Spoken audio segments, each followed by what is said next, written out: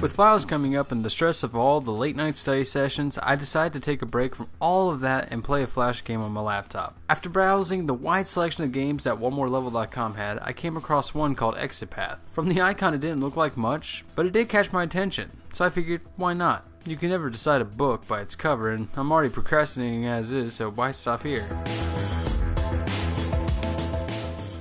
After customizing my character a bit, I started to play the game, and at first glance I realized it was going to be a 2D side-scroller. After reading the instructions in the background, I started to get the hang of the gameplay mechanics and started to breeze through the tutorial levels with no problem. Just from the messages on the wall, the game kind of reminded me of the setting of Portal. You're a subject or contestant going through a bunch of death courses designed to kill anyone in their path. Again, why would they be called death courses if they weren't designed to kill anybody? And the ones who make it out gain freedom. Yeah. Only difference is in Portal you were promised cake, but it does kind of sound like Portal on the other hand. But aside from the messages on the wall and the lack of freedom after winning all of the trials, that's about it. It's about all the comparison you get from Portal.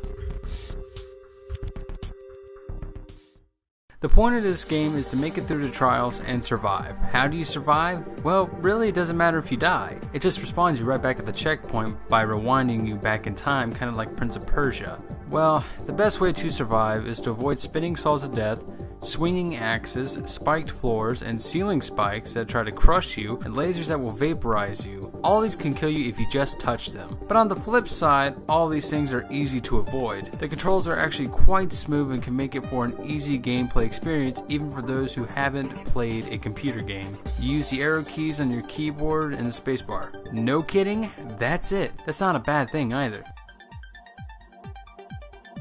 The soundtrack to this game is quite amazing. In fact, it's so amazing it's playing in the background of this video.